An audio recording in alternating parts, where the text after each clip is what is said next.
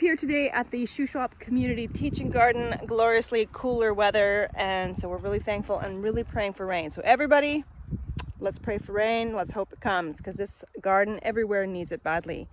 This garden actually is doing really well. So coming up this Saturday, Elmarie is going to do a work bee, but she's also going to be teaching people and talking to you about how you can start, having your fall succession, what plants you can still be planting, maybe some things that you can be doing to start building your soil for next year as we look towards putting the garden to bed. It hurts my heart to say. So that's this Saturday from between 9 and 11. Sue and Jen will be here tomorrow. They're going to be planting some spinach and some snow peas. So if you wanted to come lend a hand, we have people at the garden from 9 to 11. And we also will have me up here on Thursday. So we have multiple days that you can come up if you have questions about gardening, if you want to come see how we do things, harvest a little bit of food too. We got lots of kale. Tomatoes are slowly, we'll do a quick tour, but come in, lend a hand, and learn while doing. So that is for here at the community garden. Now tomorrow at the food forest, I'm also going to be there, and we are going to be moving wood chips into the food forest. And you can also then ask and learn more about why use wood chips in the garden, how to best use them, because there's some nuances to know about it, and help us to get that into the food forest as well. So up here at the garden, things are doing well. They are feeling the stress. This is sort of normal for this time of year for us. We start seeing the aphids, grasshoppers, a lot of grasshoppers right now. I'm not noticing the stink bugs. I know a lot of other people are, but everything kind of ebbs and flows. But for the most part, things are going well. And maybe with some cooler temperatures, we're going to start seeing the tomatoes ripen. Now, I know we think that tomatoes and everything love heat, and they do. And a lot of plants like heat, but they don't like the extreme heat. And so they will actually go into sort of a sleep mode too. So we might start to see a lot of the tomatoes starting to turn color. Carrots, we've been having an issue because we have a vole. Something is actually like pulling them from below. So, that's just one of those things. We have lots of different pest issues up here too, and we're not setting out traps, and if people aren't here all the time, things get a little bit harder. There's no dog here, like little things that can actually really help with that kind of rodent pest pressure. So we do what we can. If you can keep it clear and clean, you're less likely to have, maybe they'll be a little bit more nervous about, predator birds and things like that. So, the carrots are still continuing. Dill, we've done a harvest today as well. So if you wanted to come in and get a little bit of dill head for any pickling that you might be doing, we have new cilantro growing. So there's our last succession of carrots here. Today, some of the zucchini was still having an issue with that sort of a downy mildew. So I'm actually showcasing a way that you can actually stake zucchini, and they can grow up and they become very much almost like a tropical plant.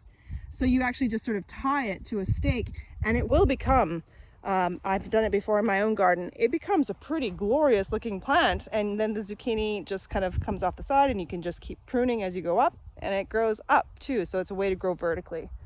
So we have, a lot of the zucchinis are rebounding. I can see some of the cucumbers are the colors coming back. We've been getting a pretty good harvest of those. Cabbages has been the thing that we were cleaning up today. So we did a big cabbage harvest and a big cleanup. And so we are having some issues with gray aphids. So we got rid of the majority of the leaves. Now, a lot of these had already been harvested. So you can see here, this is actually now where it's going to start to grow little miniature cabbages. You start to see them form. This is a little bit of an experiment, like how much of the greenery can you cut away and still allow the plant to photosynthesize enough. So I cleaned it up.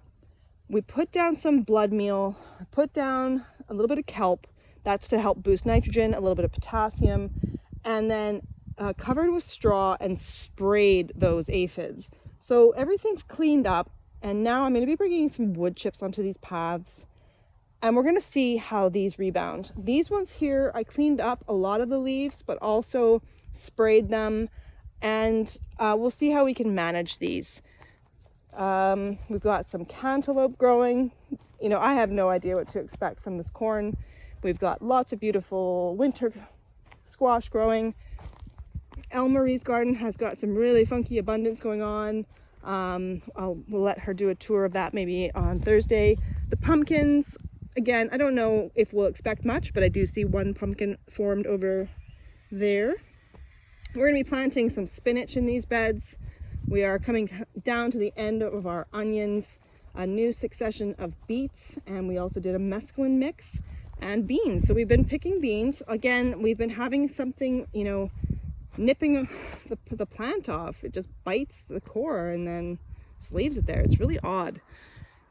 More beets here too, and then we've kind of got this an interesting mix over here. Lots of broccoli starting to form, as you can see. So this is our last crop of broccoli. We harvested cauliflower today. Cauliflower, unlike cabbage, will not grow another one, and so these will actually end up being removed.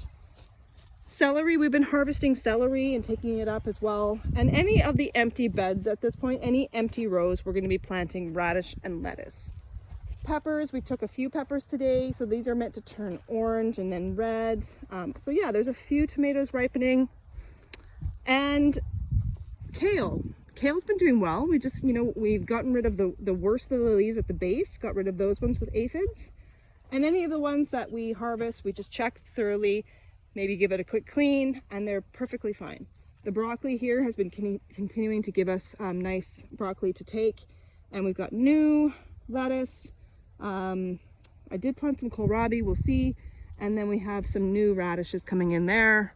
And some turnips as well, which we need to get a net cover over. We're going to plant some dwarf snow peas.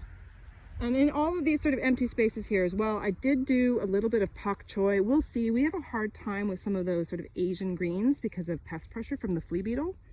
But we'll try it. And more lettuce mixes. So everywhere that you sort of see the package is where we have actually planted those seeds.